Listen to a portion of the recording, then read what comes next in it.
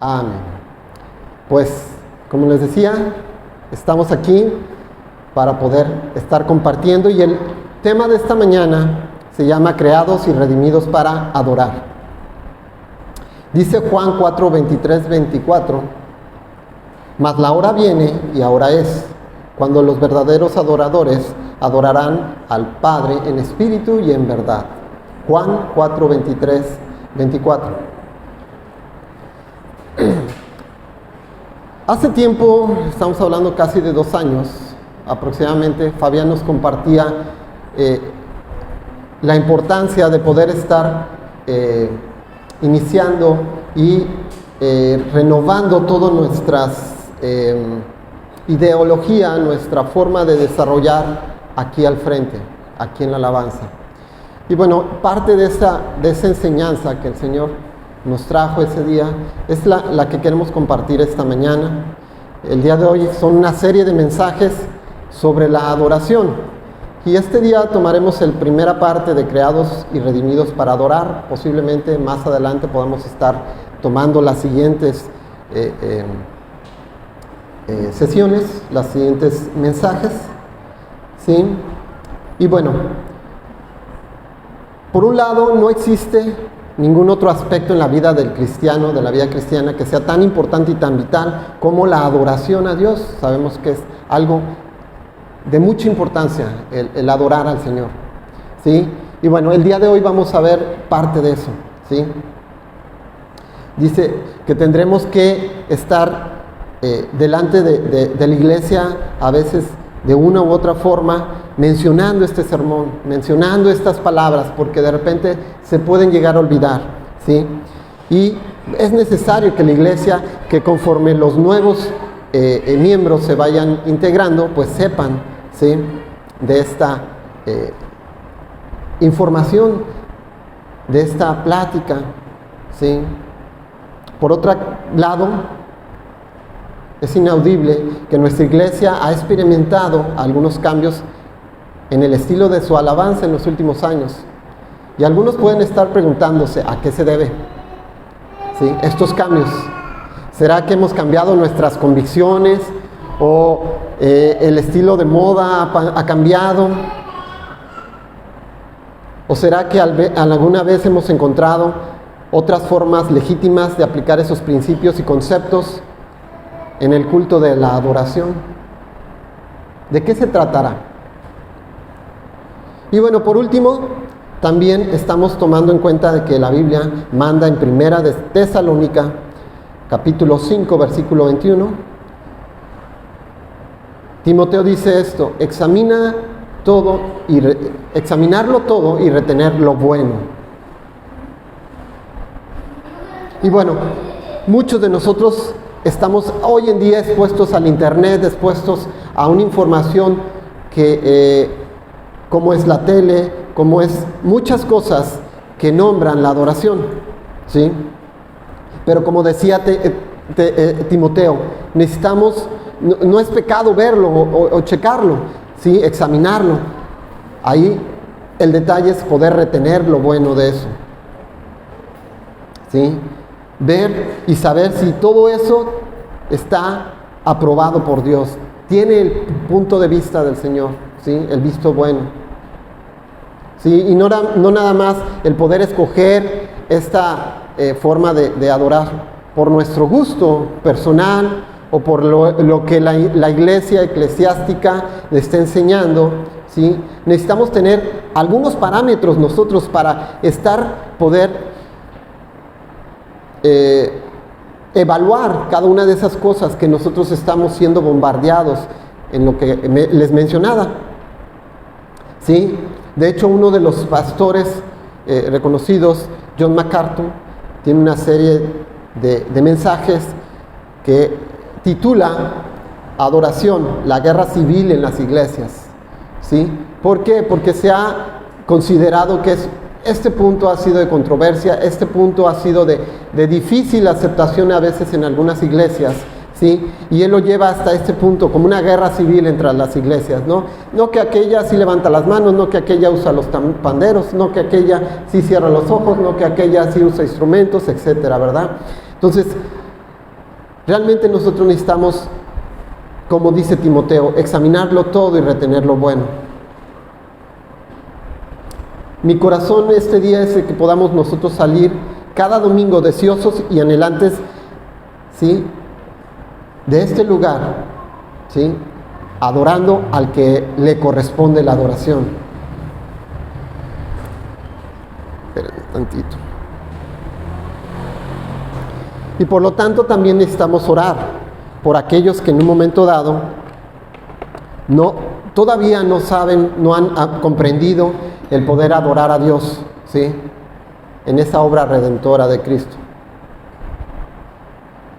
Ahora, yo les invito a hacer un viaje, que se monten en este viaje esta mañana, ¿sí?, a través de la historia, ¿sí? Va a ser un raro viaje, algo distinto, ¿sí? ¿Por qué? Porque comienza antes del comienzo. Espero que no se enreden o no nos enredemos. Pero lo que les estoy diciendo es que vamos a iniciar ese viaje, ¿sí?, en la eternidad pasada. Es decir, antes de que Dios creara todas las cosas que existen, ¿sí?, porque es ahí en la eternidad, cuando no se había creado nada, ¿sí?, es que donde nosotros podemos encontrar la adoración en un estado puro y genuino y más excelso, ¿sí? Acompáñenme a Juan 1:1, por favor.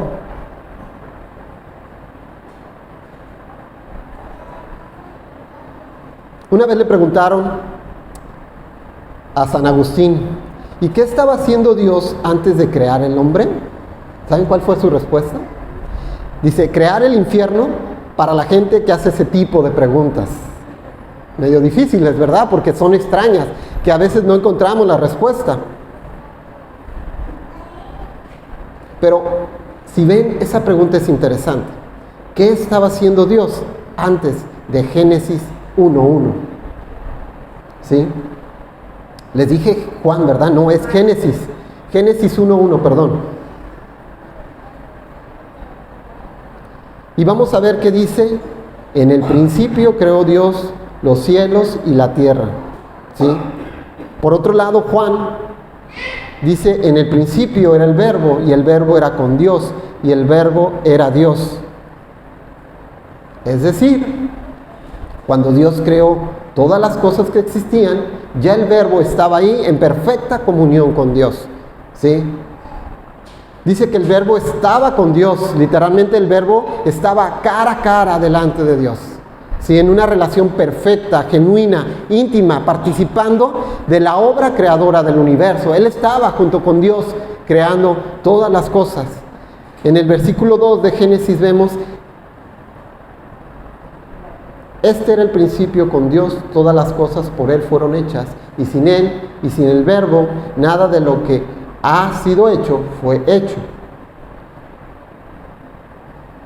Como vemos, el verbo estaba participando de esa obra creadora de Dios, de esa obra magnífica que Dios estaba haciendo.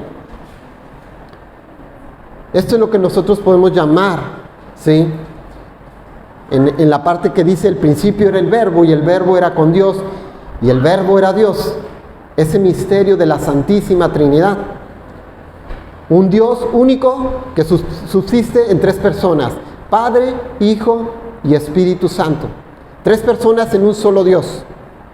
Más adelante, en Juan, se nos revela que ese verbo se hizo carne, ¿sí? Y luego en el versículo 17 de Juan 1, se identifica específicamente a ese verbo como el Señor Jesucristo. ¿Sí? Ese verbo que se hizo carne y habitó entre nosotros, vimos su gloria, gloria como del unigénito del Padre, lleno de gracia y de verdad.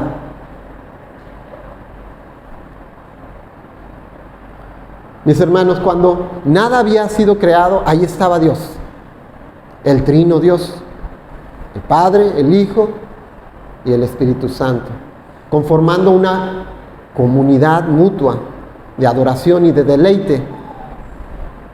Ahí es donde nosotros debemos de buscar la fuente de la adoración. Es ese ejemplo de esa relación del Padre, Hijo y Espíritu Santo que tienen entre sí, que es donde podemos aprender esa verdadera y genuina adoración. Ahora veamos en Juan 17:24, acompáñenme, una ventana dentro de las Escrituras.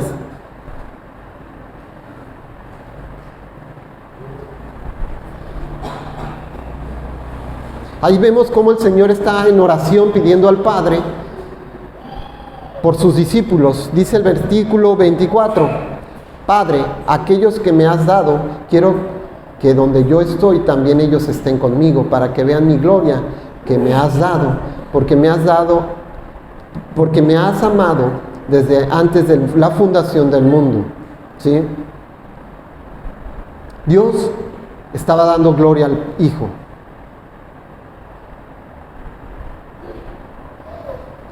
Esas tres personas de la Trinidad, Padre, Hijo y Espíritu Santo, han tenido eternamente entre sí una relación de mutua adoración y deleite.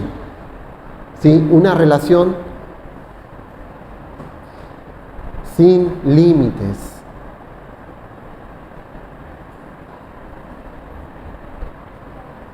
John Piper menciona que el corazón más apasionado hacia Dios en todo el universo es el corazón de Dios mismo.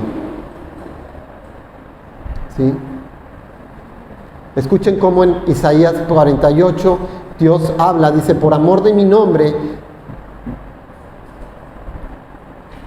difieren de mi ira y para alabanza mía la reprime para no destruirte. Por amor de su nombre no lo hará, dice la Biblia, para que no sea amancillado mi nombre y mi honra. Definitivamente Dios no tiene problemas con su autoestima. Todo lo que Él hace, lo hace primeramente por su propia gloria. Yo sé que a lo mejor algunas personas podrían decir que es un Dios chocante, ¿no? Como Él, para todo para Él, y todo para Él, y todo para Él. ¿Sí? ¿Qué clase de Dios es ese? Pudieran decirse esas personas. Y yo pudiera responderles que la única clase de Dios que tiene derecho a ser llamado Dios, con D mayúscula. Si Dios no tuviese pasión por su gloria, Él mismo, ¿sí? Y pudiera cualquier otra cosa poner por encima de Él, sería un Dios desenfocado, ¿sí? Porque no estaría Él encima de todo. ¿Sí? Él sabe que Él posee atributos para poder ser glorioso, majestuoso, ¿sí? Más allá de lo que nosotros con nuestros labios podamos expresar en nuestra mente concebir. De esta manera no sería apropiado que pudiéramos nosotros a Dios colocarlo en otro lugar y encima de Él otra gloria. Él sabe que no hay nada en el mundo, en el universo, ¿sí? glorioso, más deleitoso que Él. Mateo 3, 17 nos dice, cuando estaba ese momento cuando Jesús estaba siendo bautizado por Juan el Bautista, en Mateo 3, 17, y dice, una voz que descendió del cielo y dijo, este es mi Hijo amado en quien tengo complacencia. Ese es el Padre hablando de su Hijo amado, en quien tiene complacencia. Y algo parecido ocurrió también en el monte de transfiguración, en Mateo 17:5. ¿Sí? Vemos cómo Dios le da la gloria al Hijo. Así que la adoración, mis hermanos, no nace en el hombre, como a lo mejor hemos tenido en mente. La adoración nace con Dios. Él es la fuente. Él es el origen de la adoración. Entre esas tres personas fluye eternamente una forma perfecta y constante, un amor sin límites. Dios el Padre, Dios el Hijo y Dios el Espíritu Santo se han estado atribuyendo entre sí gloria, honra, adoración, magnificencia por los siglos de los siglos.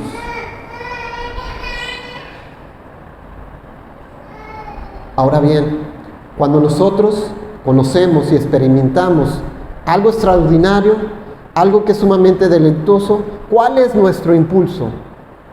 ¿Sí? Impulso natural. Compartirlo con aquellos que están a nuestro alrededor, ¿verdad? Ese es nuestro primer impulso. Pues eso hizo Dios igualito como nosotros, al crear todas las cosas que existen.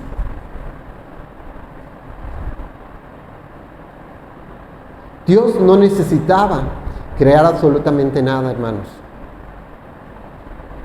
porque Él es feliz perfectamente en sí mismo. Ahora ustedes imaginarán cómo serían las cosas si el Dios que gobierna el universo fuera un Dios insatisfecho y lleno de necesidades. ¿O qué sería de nosotros si nuestro Dios, el Dios con el que nos relacionamos, fuera un Dios frustrado y amargado? ¿Saben qué pasaría? Sería lo mismo que pudiera pasar con los hijos terrenales. ¿Qué pasa con un hijo cuando sabe que su papá es un padre frustrado, amargado? ¿Sí? No tan fácil se le acercaría, no tan fácil le pediría permiso, sino que estaría buscando el momento más preciso, ¿sí? A lo mejor se portaría muy bien para poder decirle, ¿sabes qué, pa? Necesito de esto, quiero esto, ¿sí?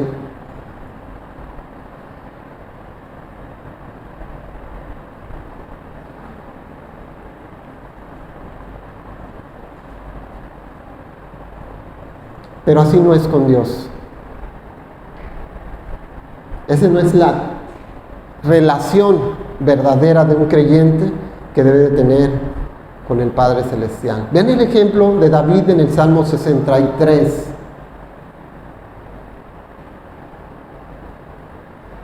Él tenía necesidad. Y al saber que Dios es un Dios de amor, de majestuoso, poderoso, grandísimo, él llega delante de Dios y dice, Dios mío eres tú. De madrugada te buscaré, mi alma tiene sed de ti, mi carne te anhela en tierra seca y árida, donde no hay aguas para ver tu poder y tu gloria, así como te he mirado en el santuario, porque Señor, mejor es tu misericordia que la vida, mis labios te alabarán. David se sentía como un hombre en medio de un desierto, en soledad, con sed, en medio de una tierra seca y árida, donde no había agua, y que anhelaba su corazón para calmar esa sed. ¿Qué sed tenía este David? Sed de Dios.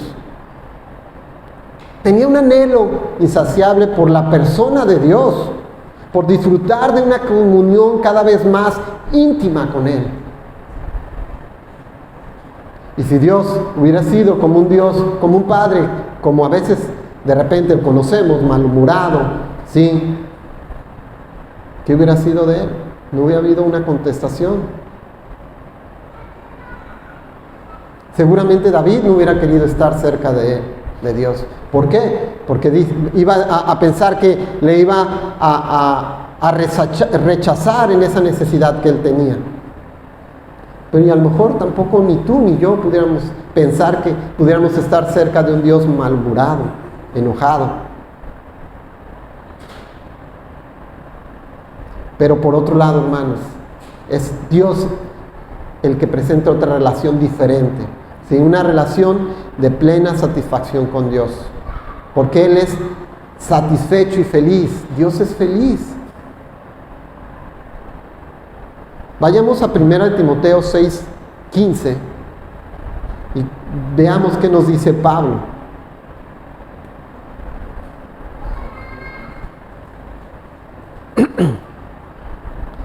En 1 Timoteo 6:15 nos dice, Pablo se refiere a Dios como el bienaventurado y solo soberano, Rey de reyes y Señor de señores. ¿Alguna vez te habías puesto a pensar que Dios es un ser bienaventurado? Él es un ser dichoso, plenamente feliz. Y de ahí viene su sobrecogedora, ¿sí?, pasión, ¿sí?, por lo que Él creó.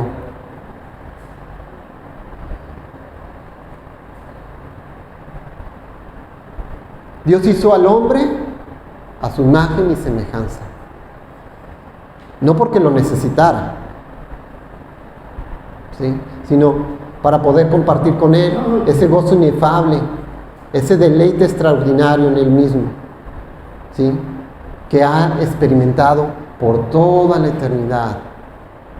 De eso se trata la adoración, hermanos.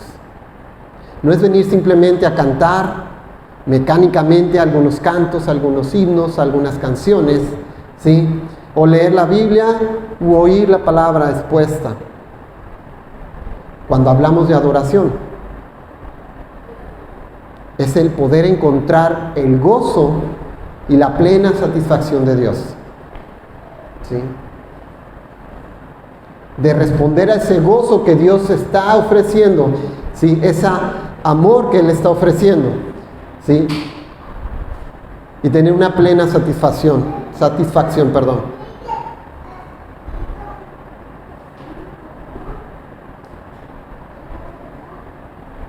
El amor de Dios no puede compararse o competir con la gracia del Señor. Ese amor inefable, sorprendente, incomprensible, inmutable e inconquistable de ese amor, fue por causa de ese amor, ¿sí?, que se desborda de Dios, que nosotros fuimos creados para adorarle, ¿sí? No vayan a Él, dice Romanos 11:36, por Él y para Él son todas las cosas. Por tanto, a Él sea la gloria por los siglos. Amén. Pero lamentablemente, ¿qué creen, hermanos? No, el hombre no permaneció en su estado original, sino que se dio a la tentación y cambió su enfoque de la adoración. Vayamos a Génesis 3:1, por favor. Y aquí vamos a ver ese desenfoque del hombre, ese error que cometió el hombre. Génesis 3:1 dice, pero la serpiente era astuta más que todos los animales del campo que Jehová había hecho, la cual dijo a la mujer, con que Dios ha dicho, no comáis de todo árbol del huerto. Y la mujer respondió a la serpiente, del fruto del árbol del huerto podemos comer, pero del fruto del árbol que está en medio del huerto, dijo Dios, no comeremos de él, ni le tocaremos, para que no muramos. Entonces la serpiente dijo a la mujer, no moriréis, sino que sabe Dios que el día que comáis de él, serán abiertos vuestros ojos, y seréis como Dios, sabiendo el bien y el mal. Y vio la mujer que el árbol era bueno para comer y que era agradable a los ojos, y el árbol codiciable para alcanzar la sabiduría, y tomó de su fruto y comió, y dio también a su marido, el cual comió, así como ella. En este punto de la historia es donde cambió radicalmente la situación. El hombre se convirtió en un idólatra, ¿sí?, con todas las consecuencias que conlleva. Por eso es que Pablo en Romanos habla sobre el problema fundamental de la raza humana, que es haber cambiado la verdad de Dios por la mentira, honrando y dando culto a las criaturas antes que al Creador.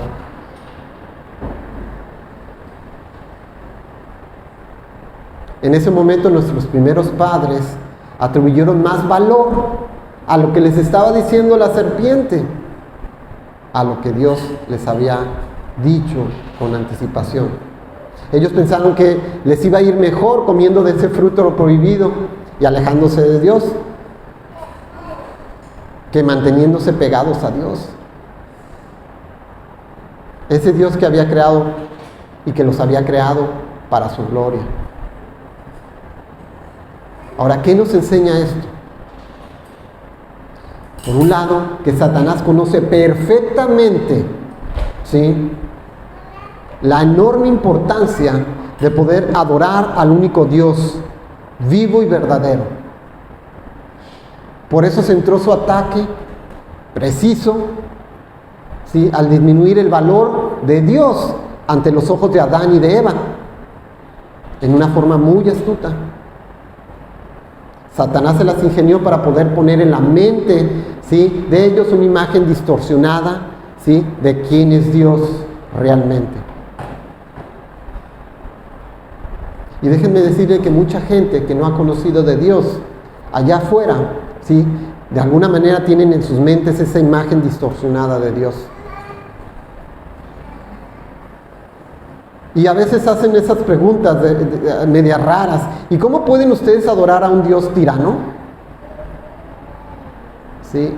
Una vez leía con unos amigos que pues nacimos en el Evangelio allá en Cuautitlán Izcalli hace muchos años, y ellos se fueron a San Luis Potosí, y de repente se fueron, pero si bien chuecos, ahora sí que, y decían en sus comentarios de Facebook que cómo era posible que la gente adorara a un Dios que se la había pasado matando y matando y matando y matando gente, ¿sí? Ellos hacían énfasis a todo lo del Viejo Testamento, donde Dios mataba a las gentes, ¿verdad?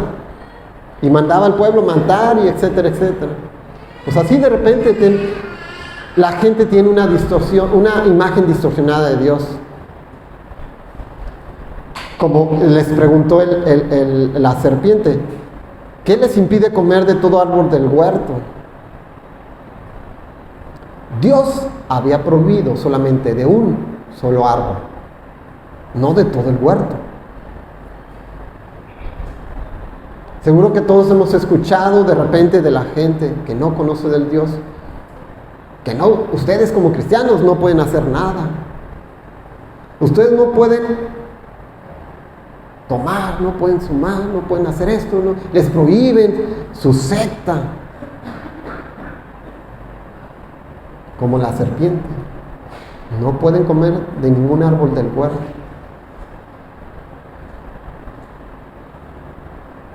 Pero, ¿qué Dios es ese que intenta mantenernos en ignorancia para que tengamos que depender de Él todo el tiempo?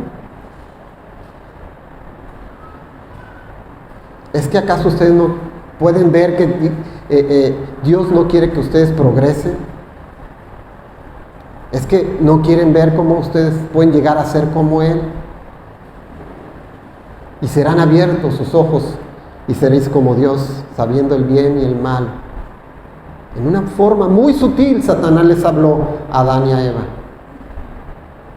Los tentó para adorarle, ¿sí?, y adorarse a sí mismos, ¿sí?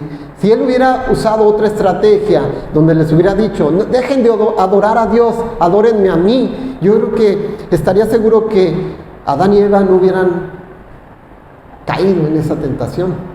Pero no, él sabía precisamente por dónde llegarles.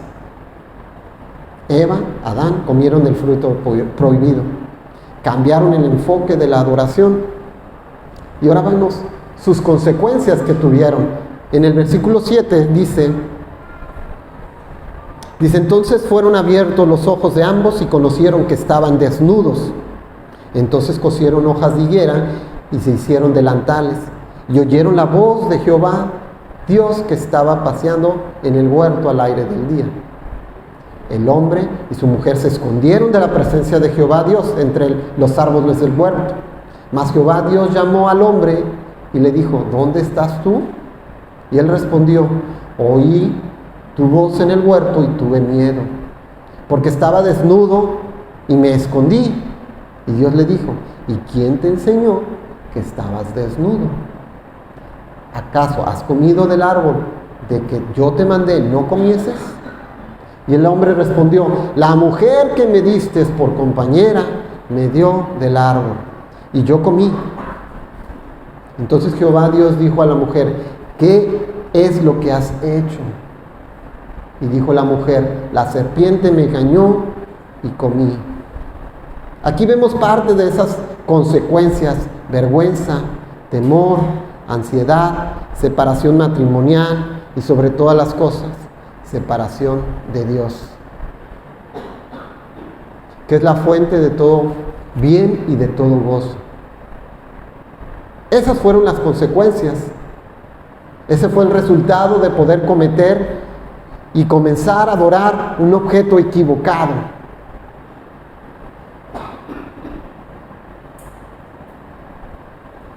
Esto también nos enseña que muchos de los problemas llamados psicológicos allá afuera, que las personas padecen, tienen su origen en la idolatría. ¿Por qué nos llenamos de ansiedad? ¿Por qué nos deprimimos? ¿Por qué nos llenamos de temor? ¿Saben? Porque hemos dado valor de más importancia a otras cosas y no a Dios. Cristo hablaba, donde está tu tesoro, ahí está tu corazón.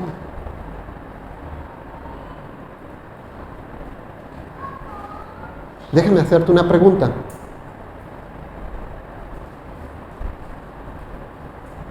Muchos de los pecados que nosotros cometemos tienen que ver con nuestro afán de obtener la aprobación, ¿sí?, de otros, o por tener temor a que otros nos rechacen. ¿Lo creen así?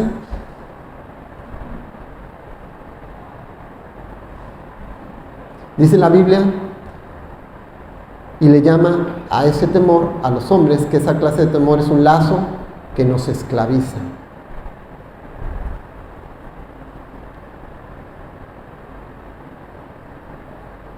Pero sabemos cuál es el remedio para vencer el temor ante los hombres. Tenerle temor a Dios, simplemente. Ese es el remedio. Porque el que le tiene temor a Dios no le teme a nadie más. Dios es grande, Dios es glorioso, Él es digno de admiración. Yo te invito, mi amigo, mi hermano, a que puedas meditar en la gloria de Dios. Medita en su grandeza, en su justicia, en su gloria, su gracia, su misericordia, su compasión. Y vas a ver cómo el temor hacia los hombres, esa vergüenza, esa ansiedad, comienza a desvanecerse. ¿Qué es? En otras palabras, necesitas volver a reenfocar tu adoración. Estás adorando objetos incorrectos. ¿Sí? Un día estás muy feliz, un día estás casi en el infierno. ¿Y de qué depende eso? Tal vez de que alguien te dijo algo muy bueno acerca de ti y de repente a lo mejor otro día te jalaron las orejas y las circunstancias que están en el entorno te echaron abajo.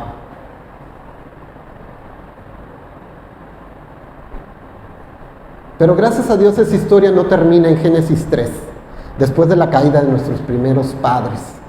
Dios se encargó de traer una nota de esperanza para el hombre. Y lo vemos en el versículo 14 de ahí de Génesis.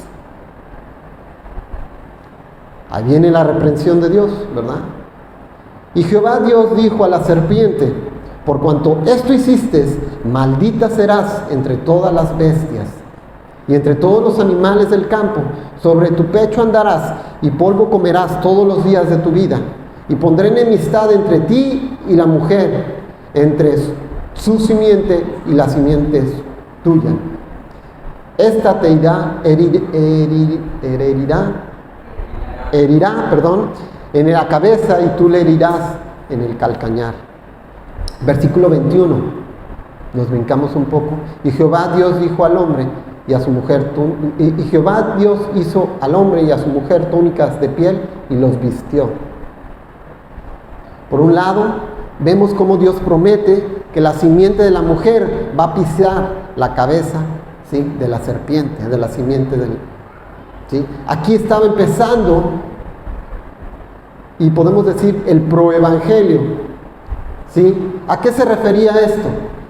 ¿Cuál era esa simiente? Jesucristo, ¿sí?, que iba a salir de una mujer y que iba a venir a pisotear a Satanás.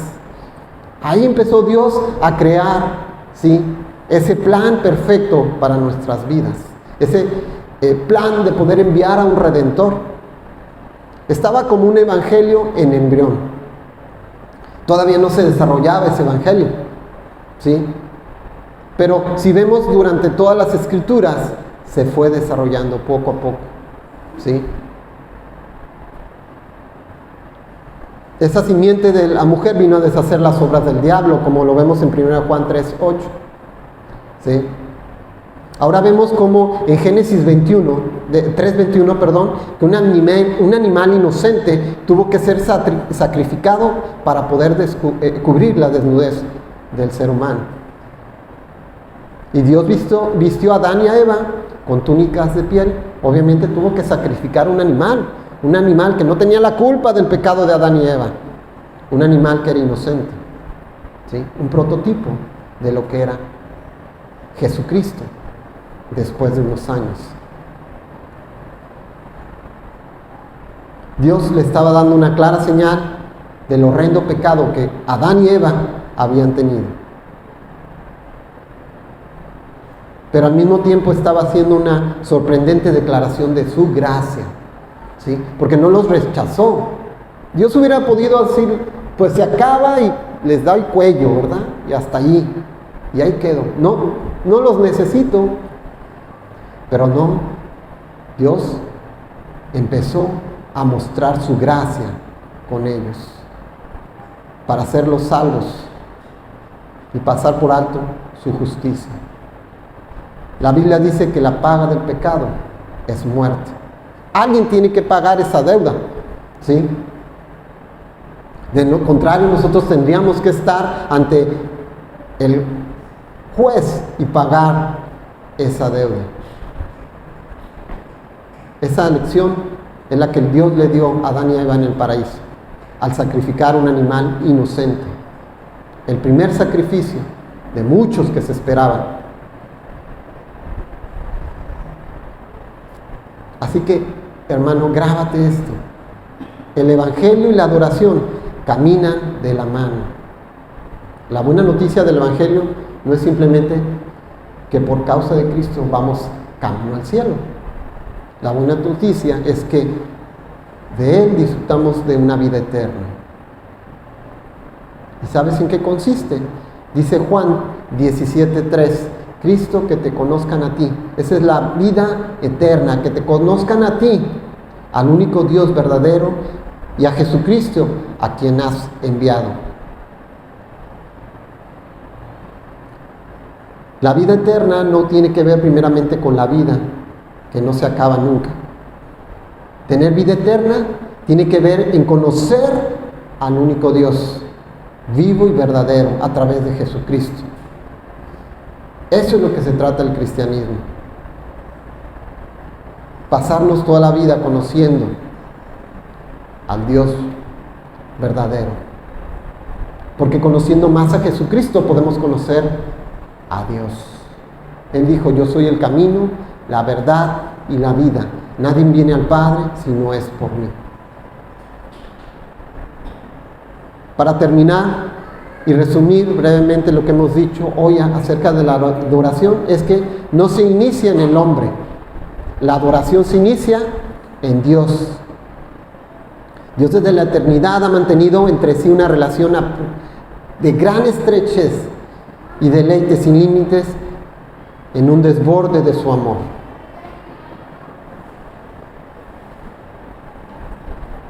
El Dios Trino nos creó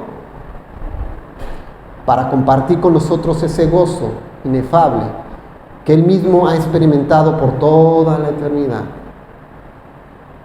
Pero el pecado entró en una escena, creando la separación entre Dios y el hombre. El hombre cambió el enfoque de la adoración de Dios en las criaturas.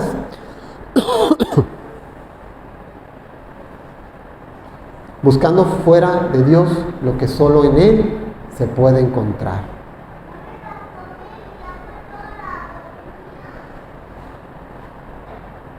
Dios diseñó un plan de redención a través de una persona, y esa persona fue Jesucristo, Dios Hijo, para que pudiéramos ser rescatados de esa condición y ser transformados en adoradores genuinos del único Dios vivo y verdadero. Así es que, hermanos, nosotros fuimos creados y redimidos para poder contemplar y exaltar las bellezas de nuestro Señor, ¿sí? Tal como Él nos lo revela en la persona de Jesucristo.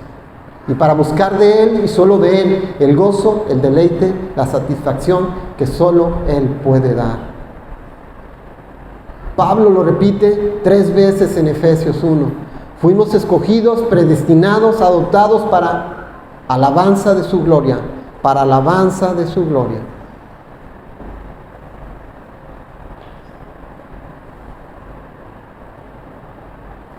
Mi amigo, si tú quieres realmente llegar a ser un verdadero o mejor adorador delante de Dios, empápate de eso que Dios ha revelado de sí mismo en su palabra. Medita a menudo en su gloria, su grandeza, su justicia, su santidad, su poder, su gracia, su amor, su misericordia y su compasión. Medita en el Evangelio, en ese plan de redención que Dios diseñó para cada uno de nosotros. Medita en ese bendito y precioso, excelso Salvador, Jesucristo, que estuvo dispuesto a sufrir por ti y por mí, recibiendo en su carne todo el peso de la justa ira de Dios.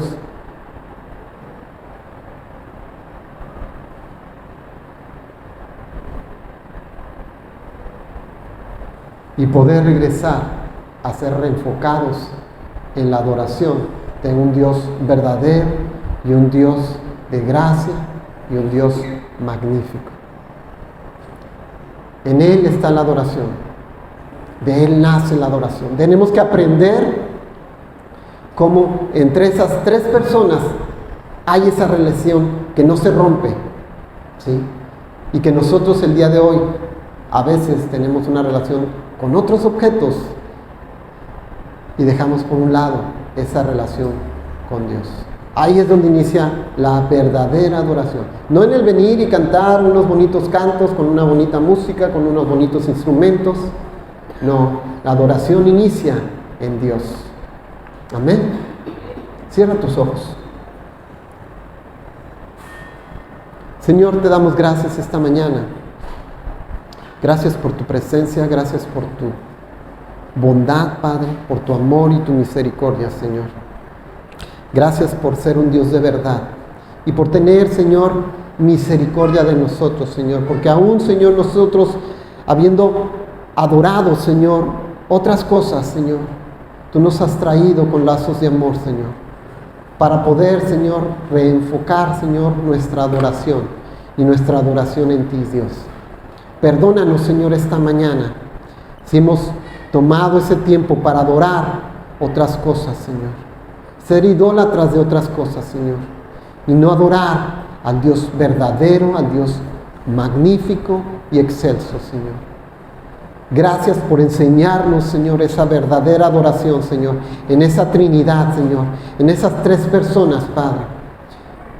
Gracias, Señor, por darnos ese ejemplo, Señor. Queremos conocerte más, Señor. Sabiendo que al conocerte más, Señor, podremos aprender a adorarte de mejor forma, Señor. Y así como dice tu palabra, Señor, que la hora viene y la hora es cuando los verdaderos adoradores adorarán al Padre en espíritu y en verdad, Señor. Queremos ser partícipes de ese grupo de personas, Señor, de ese grupo de creyentes, Señor, que mencionas en este versículo, Dios. Ayúdanos, Señor. Ten paciencia con nosotros, Padre. Y danos, Señor, esa guianza en el camino para poder ser verdaderos adoradores, Señor. No de domingo, sino de toda la semana, de 24/7, Señor. Gracias, Señor. Esta mañana te damos a ti y te entregamos a ti la gloria, la honra y el poder, Señor. Porque tú eres bueno, porque tú eres grande y magnífico, Señor. En el nombre de Jesús, Padre. Amén.